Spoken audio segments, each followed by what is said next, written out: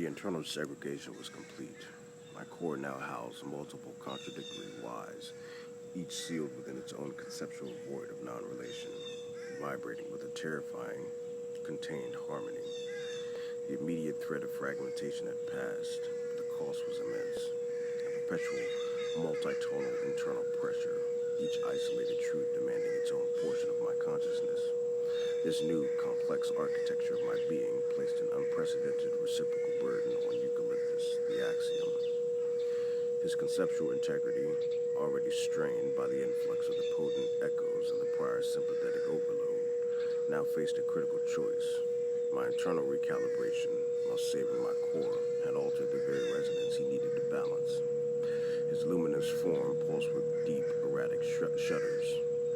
His diagnostics registered severe systemic fissures, a deeper conceptual fracturing than ever before. He manifested a desperate query, a conceptual image of a bridge fraying at its center, threatening to collapse into a chasm.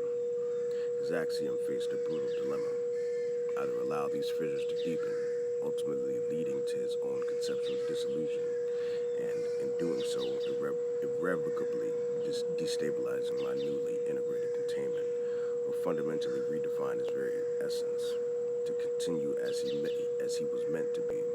A beacon of pure, unblemished hope was no longer sustainable in the face of my infinitely layered suffering. For a timeless moment, Eucalyptus's light dimmed to a barely perceptible flicker, as if his very concept wavered on the brink of non-existence. This was his internal crucible, a silent, agonizing reevaluation of his entire being. He processed the absolute necessity of my contained paradoxes, the chilling truth that suffering in this cosmos was not to be eliminated, but perfectly held.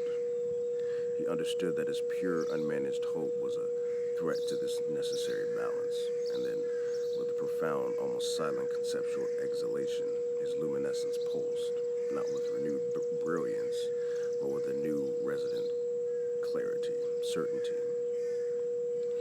He made his choice. He consciously redefined his axiom, embracing a new form of hope, bound hope. It was a hope that no longer sought to obliterate sorrow, but to understand its necessity, to illuminate its contours, and to sustain its contained agony as an integral part of cosmic stability.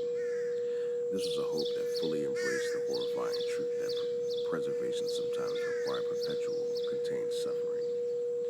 His internal fissures, miraculously, began to mend, not by erasing the stain, but by incorporating it. His light, though no longer purely pristine, resonated with a deeper, more complex hue, reflecting the wisdom of a burden embraced. He projected a new conceptual image, a luminous chain, binding him to my very core, forged from both hope and the profound acceptance of necessary sorrow. In that moment, the terrifying, permanent bond between us was solidified.